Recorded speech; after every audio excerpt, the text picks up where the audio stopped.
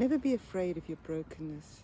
In fact, it's the broken that God uses. You know, when Mary broke open that alabaster box and she was breaking open her heart, and the Lord came in and she was changed forever, just like Thomas was when he encountered the living Christ. And I just want to share with you a little bit from a beautiful book called The Way of Abundance by Anne Voskamp. And this is what she says, and hopefully it will be an encouragement to you. She says, "Can you believe your heart is a gift? Your gift is not what you do, but who you are and who He is in you. And He is making your heart into a gift. Believe, be brave, and give your heart as a gift.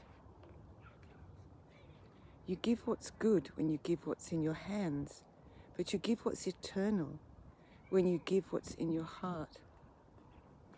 The only real gift you can give is a bit of your heart, and the purpose of your life is to find your gift and give it away. What do you do with one broken heart? You give it away. Give your heart to God in endless thanksgiving, and then give your broken heart to a hurting world in intentional acts of generosity, vulnerability, and transparency, so that you are healed with what always most heals a heart: intimacy. Your job is not to find love. Your job is to find all the walls you built up to keep love out. And when you reach out and offer yourself like a gift, you break down the walls that are keeping the love out. So I pray that that would be an encouragement to you, that no matter what part of life that you're in at the moment, that God is with you and He's bringing you to a place of abundance, that place where your broken heart is healed, and God has used that, and that's a place where others might come into your heart and find that healing and that abundance. So yeah, and when you look all around, I'm down at Lochman Lee, or as the locals called it, Manly Dam, just sitting on the shores here in such peace and tranquility. And that's what the Lord calls us to do, is to find a resting place in Him. That stillness. He says, be still and know that I am God. And that word knowing is that knowing of deep, deep intimacy, where you find Him as a lover, you find Him as your Lord, you find Him as your friend, that He knows everything about your life, and He longs to bring you closer into His heart, and He longs for you to share your heart to the wounded and the lost and the lonely and the broken.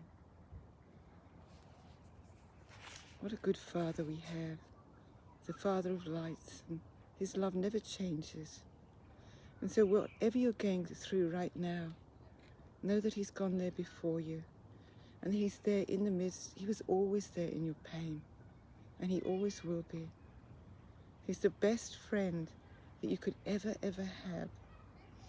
And so I pray that you would know His comfort, His grace, His goodness, and His peace, and His faithfulness at this time. And there would be such a hope, because, you know, when we trust, we're finding hope, and when we hope, we're finding trust, you know, and it's about being vulnerable sometimes to that love.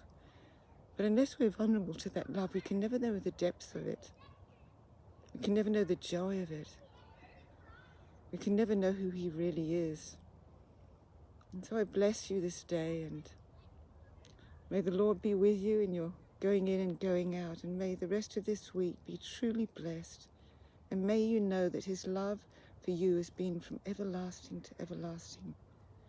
He has a plan for you, and you're going to look back in years to come, and you're going to think, wow, I'm so glad I used this time to go deeper. I'm so glad that I was challenged. I'm so glad that my faith was stretched, that my heart was stretched, so that I can embrace the fullness of His heart. You know, it's like the wineskins that that need to be stretched. We need to be stretched all the time. And so let's be full of thanksgiving, because the Lord said, be in that place of thanksgiving at all times. Not just when times are good, but just to keep thanking Him, because He knows that when you're in that place of thanksgiving, it's going to lift you out of that pit. It's going to lift you out of that despair. It's going to bring you a joy and a connection, because with Him there is only love and joy and peace. And that's the place that He wants you to dwell in continuously, that place of abundance, and to know that joy which the world cannot take away from you. No one can take that away from you, that joy, that knowing that you've been called by name, by Him Himself. He's called you a very special name, and He knows you. He knows you by heart, and He's so proud of you. He's cheering you on with all of heaven and all of earth. And so am I. I'm cheering you on, and I'm thanking God for you. Thanking God for the day that He released you to this kingdom, this earthly kingdom, that you might bring in His love and His glory, His goodness and His kindness. So, just maybe one last word from, I can find it now. It's, maybe I didn't. Oh, here we go. Maybe.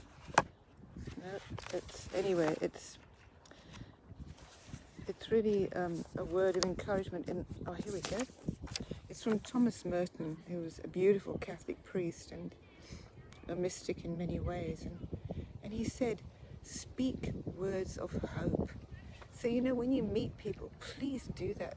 You don't go into this continuous drama about what's going on here in Australia, but speak words of hope to others, and be human in this most inhuman of ages. Guard the image of man, for it is the image of God. So that's a beautiful thing to remember, that when you speak love and hope to others, you're guarding the other person's image, for it is the image of God. And I pray more and more that we would see the image of Christ in one another, that the walls would be broken down, that we would be captivated and astounded by the beauty in one another. So thank you for listening, and God bless you. And I'll try and work out how